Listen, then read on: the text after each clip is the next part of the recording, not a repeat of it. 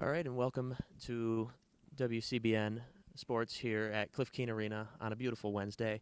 My name is Nick Hornberg. Joining me, two players from the Michigan Volleyball team, MacKenzi Welsh and Sydney Wetterstom. Thank you very much, both of you, for coming and talking to us. Of course, it's great to be here.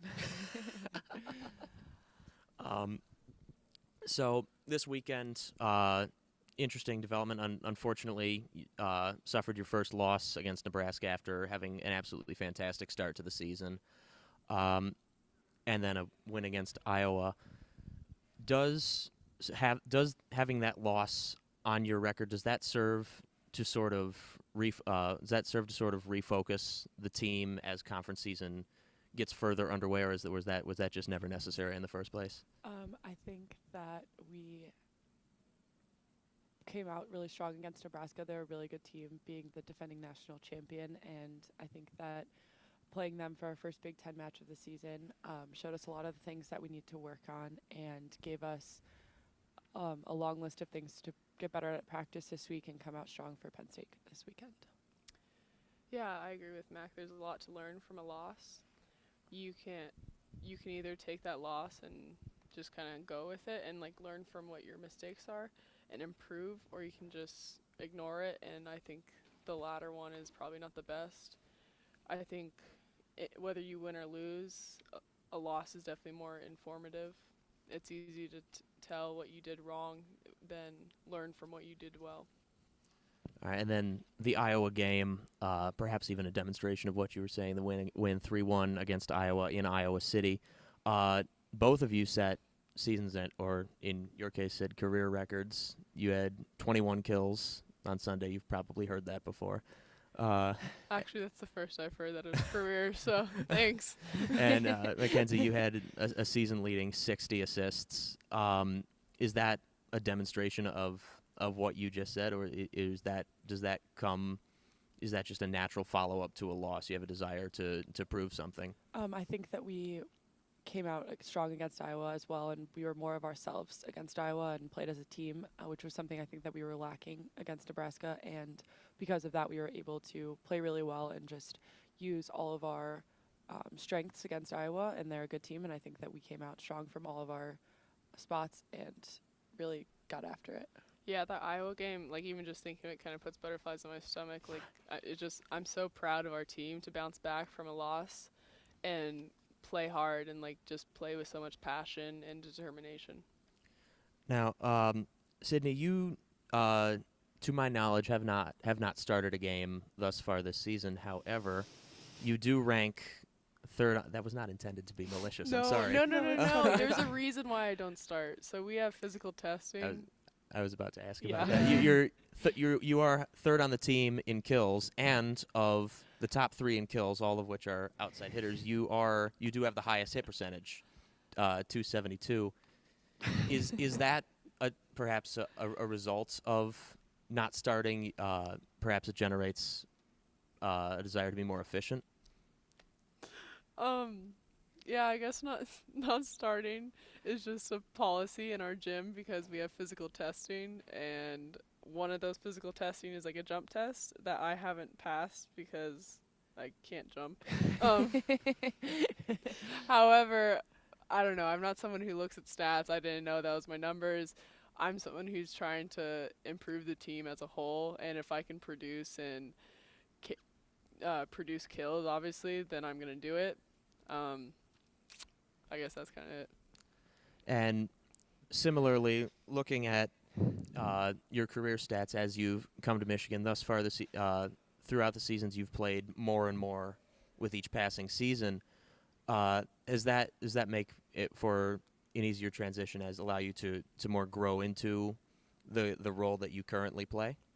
For sure. You've really done your homework. Anyway, for sure, yeah. As a freshman, I saw very little playing time, was thrown in there a few times, peed in my pants as a freshman would, just kind of scared, not really comfortable.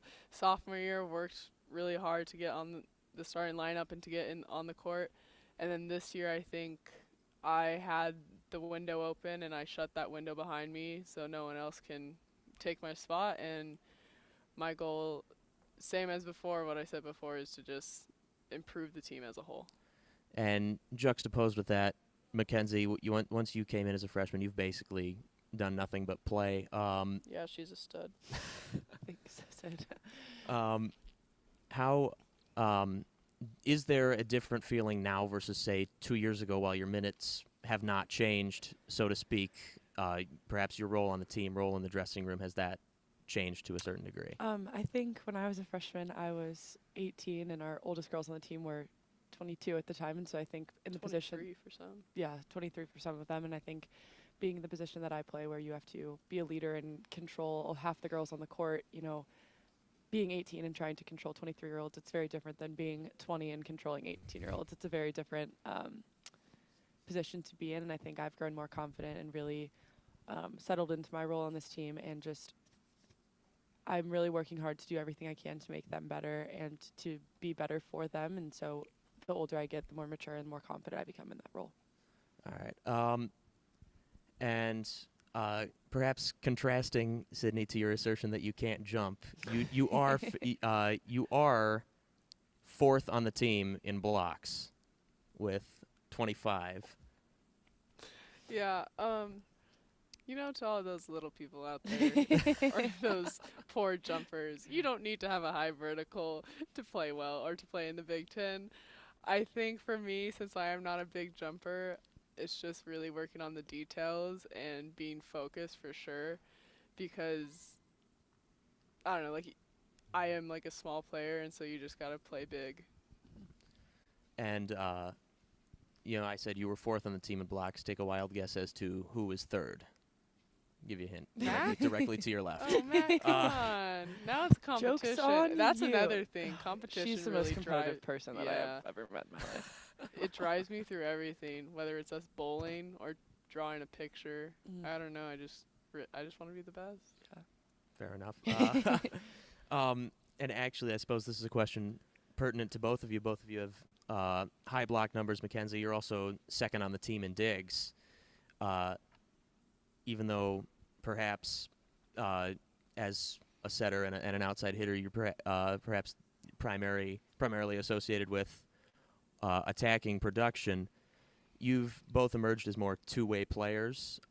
Is that something that you've always considered yourself to be, or has that been a recent development? I think one thing that I can give Michigan a ton of credit for is we work a lot in our gym in both defense and blocking, just picking really good spots and staying still right where you are so you can see and move around, and especially with blocking, picking a great spot and putting your hands in that position. And I would say that my entire career, since I was 7 years old and started playing volleyball, I've really been focused on setting, and I think these last couple of years at Michigan, I've really expanded that and become more dimensional, I believe, and just really working hard to be more of a threat than in just setting. Yeah, I have to agree with that. I think Michigan really develops like whole athletes, whether that's off the court or on the court, and just want to say I'm fourth string setter, so I'm coming for you, Mac. I think Carly's got you beat. No, fourth string. I got the title. I will wholeheartedly apologize now. You said you don't look at stats. I've done nothing but throw stats at you. Same. But here's more. Both of you are throughout the years, even adjusted for games played, statistically have demonstrated improvement. Sydney, your kills per set, MacKenzi, your kills per set have increased from .65 to .71 to .76. Sydney, your kills per set gone up to from .83 to 1.77 to 3. All right.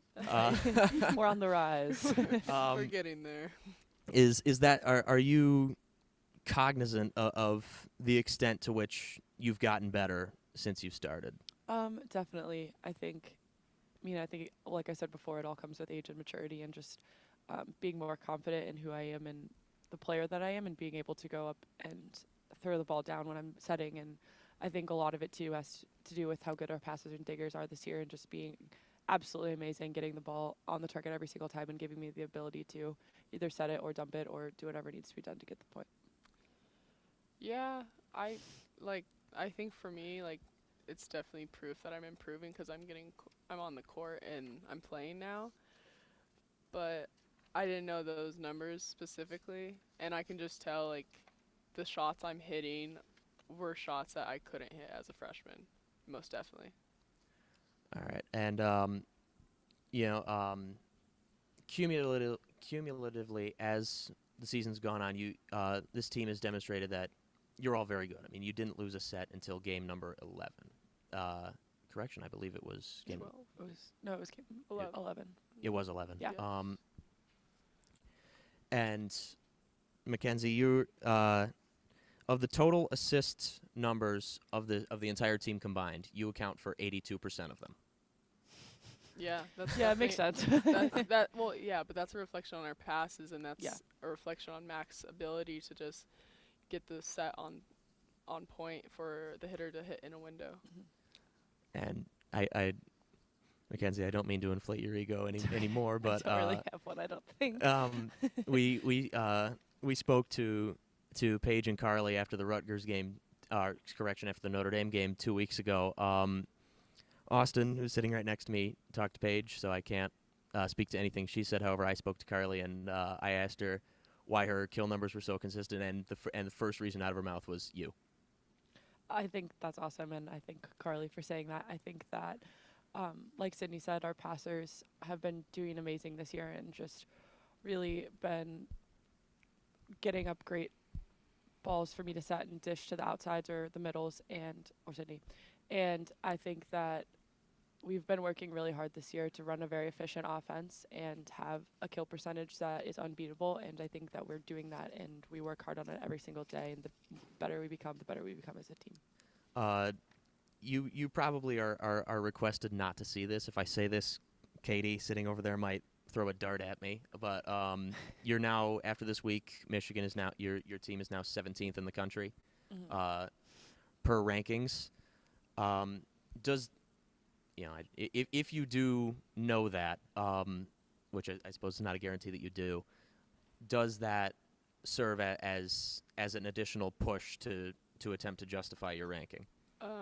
For sure, it's motivation for us to improve our ranking because the top 16 teams at the end of the year get to host, and Mac and I were able to host our freshman year, and it's just so much easier without traveling and staying in Ann Arbor and sleeping in your own bed.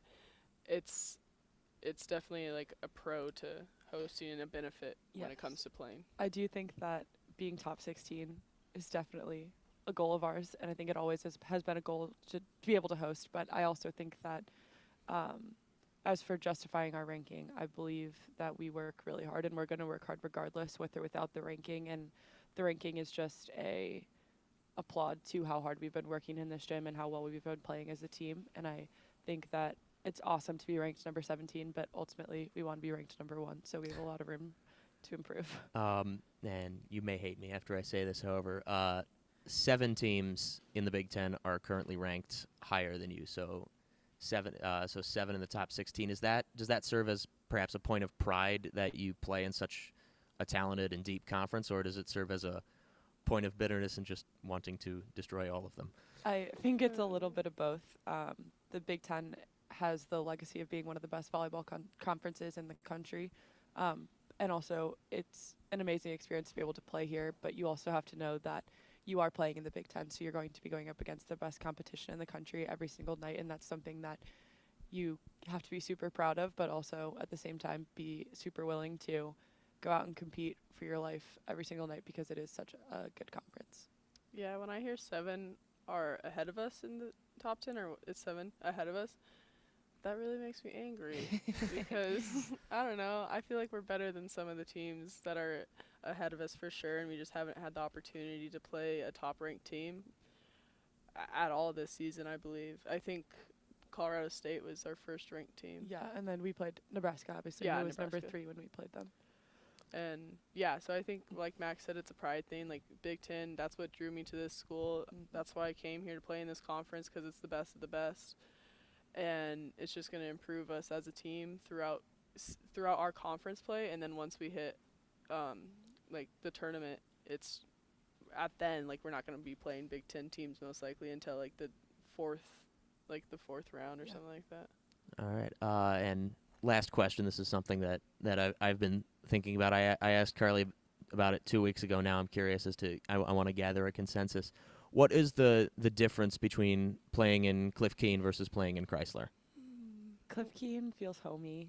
Chrysler's huge, and there's a million people in there and people that you don't know. But I feel like when we're in Cliff Keen, I can look into the stands and I know every single person here. And as it is the old pool for the university, I think that there's the cement seating has really just helped with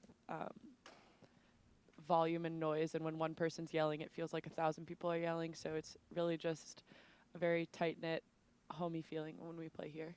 You know, this may be a long shot, but playing in Chrysler is like Christmas Day. Yeah. But playing in Cliff Keen's like Christmas Eve. Like, they're both just as good.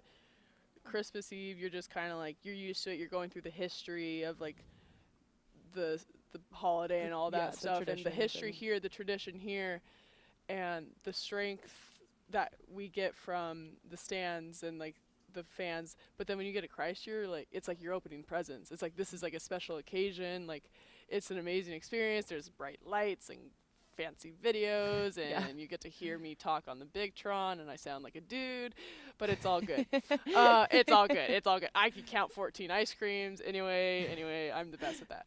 But I think you lost. I wish Christmas Day came 6 or 7 times a year. Exactly. So, I don't know. It just makes you warm and fuzzy when you're in there. Yeah. Alrighty. That's all the time we have. Thank you very much you to so much. MacKenzi Welsh and Sydney Wetterstrom. I have a face for radio, so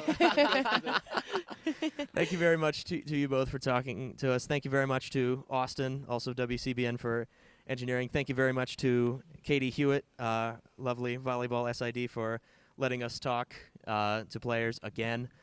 Thank you. thank you. So Katie. thank you very much. Once again, best of luck this weekend against Rutgers and Penn State. We will be there.